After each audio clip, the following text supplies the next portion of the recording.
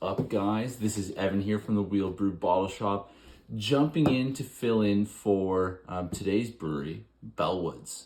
It'll be familiar to most of you, but Bellwoods Brewing is out of Toronto, Ontario. They've got a couple of locations. They have their Halfus location, which is more so a large production facility as a tap room, and then their flagship Ossington location, where the belly of the beast really started, that is currently just finished a renovation, which is super cool, and it is a really hot spot, a good spot to try a ton of different beers, so highly recommend you check that out in Toronto. So today, guys, we have Pig. So I know a lot of you will like that hazy New England style IPA that just throws out juice, looks like orange juice when you pour it. Counterintuitively to that, Pig is a West Coast style. So the West Coast style, you're generally going to see a little bit more clarity, not always, drier, slightly crisp, with a heavy dose of bitterness. It's a style that actually has been kind of warming up to me a little bit, although I still love my hazies.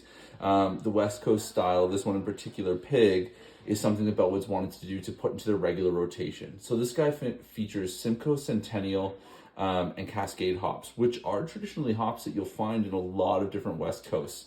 And this guy is slightly drier than usual. It pours a little clearer as well. I have seen some different hazy West Coasts come out recently, but it still has a little bit of juice to it, which I kind of find to be a bit refreshing, and a good dose of bitterness.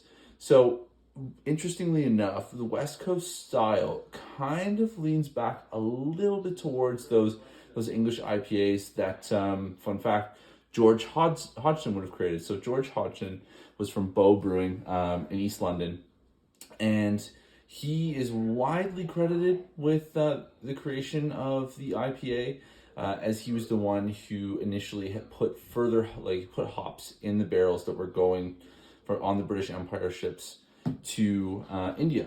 And those ships were actually owned by the East India Trading Company. And George actually was a bit of a badass, and he extended 18 months credit. So the ships, the East India Trading Company, wouldn't have to pay until they got back.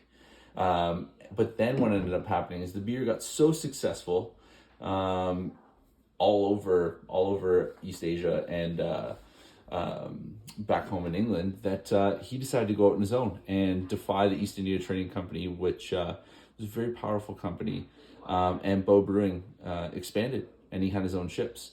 So fun fact for you, but just leaning back on this West Coast style, go into it with an open mind. Like I said, it's not your traditional New England style. It's dubbed the West Coast style because you'll see a lot of the hop varietals lend themselves to growing in that environment, and as well, it just gives a kind of counterintuitive punch to the East Coast style. It's on the opposite end of the spectrum. So please enjoy. You'll notice this guy was packaged fairly recently, just the end of November, just before the box got created. And I hope everything's going well. We have some more great beer coming your way and some more videos from the actual breweries, because you're probably getting tired of my mug. All right, guys, take it easy. Have a great weekend. Bye-bye.